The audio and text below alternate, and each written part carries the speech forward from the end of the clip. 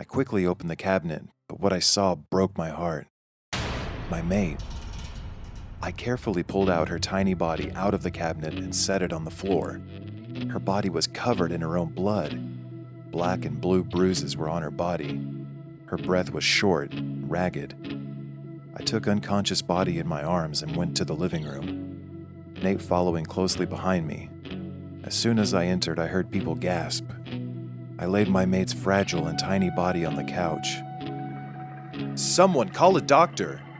I yelled at the people, who were just staring at my unconscious mate in shock. After a minute or two, a lady in a lab coat came in. Must be the doctor.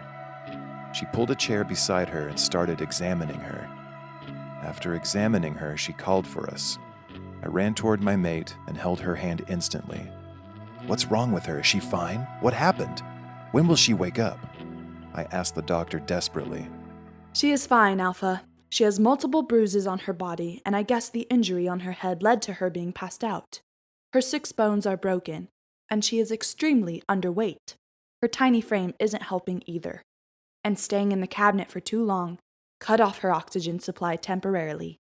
And according to me, she should be conscious by tomorrow morning, she explained. I nodded, and she bowed and left. That's when I realized something. Why the hell does she have bruises? Why was she in the cabinet? And the main question, who did this to her? My sadness was soon turned into anger on the thought of anyone harming my gem of a mate. I rapidly turned around to face the Alphas, specifically Alpha Mason. "What is the meaning of this, Alpha Mason?" I said, extremely calm. He gulped. She is really clumsy and keeps falling on thin air, and about the cabinet, some kids might have pranked her maybe," he said. "Who did this to her?" I yelled. I had had enough of his lying already. He remained silent. "Answer the Alpha! Who did this to our Luna?"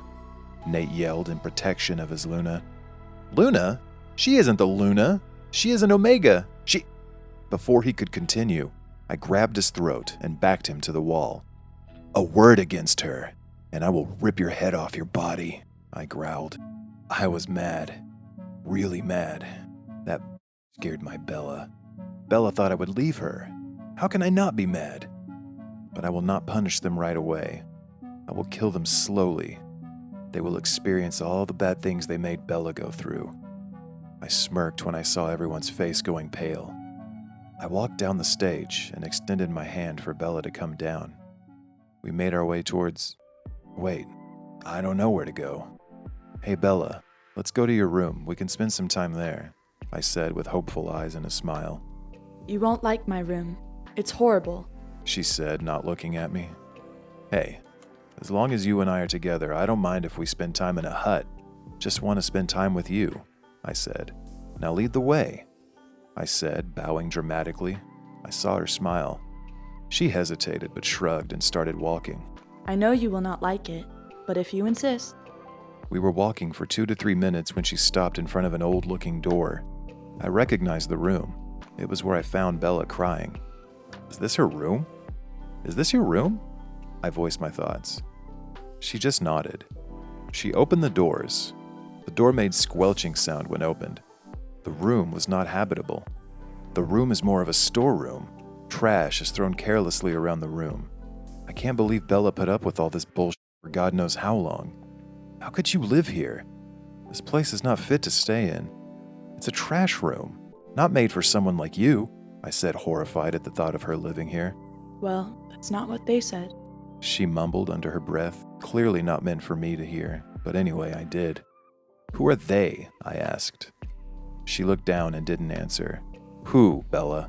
I asked again. Pack. She mumbled again. "What did they say?" I asked. Nothing. She replied. "Bella," I said sternly. They said I was not worth more than trash, so they gave me this room to stay in, she said. I looked around the room again. There was no mattress. Where does she sleep? Where do you sleep? There was not even a mattress here, I asked. God, I sure have a lot of questions today, but I need answers. on the rug there. She pointed toward the 90% torn and absolutely rough rug. "Come with me," I said, and took her hands in mine. I made my way to the Alpha's room. I knocked once and didn't wait for them to open it. I pushed the door open, and as expected, both were half on top of each other. I quickly covered Bella's innocent eyes and glared at them. They scrambled around the room to find clothes. Once they were dressed, I removed my hands from Bella's eyes and kissed her forehead. Didn't go unnoticed how my baby was shaking in their presence. Alpha Damien, what are you doing here? At this late hour? Is something wrong? Morgana asked. "As you know, I'm staying here for a while, and being used to the comfortable lifestyle I lived in, I don't think I'll be able to sleep in any ordinary bedroom of yours. I need a spacious and bright room," I said.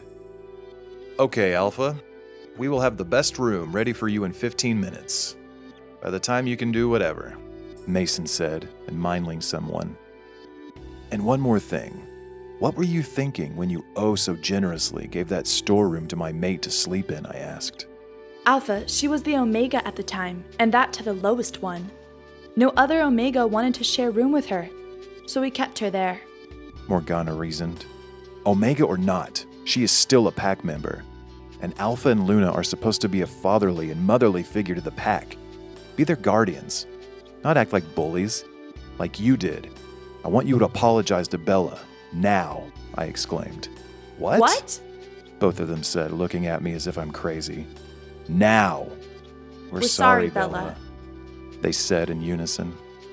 "It's Isabella for you. Only I can call her Bella," I said, and left for the new and comfortable room, which I actually demanded for Bella. I couldn't care less if I have to sleep on the couch to make my Bella comfortable.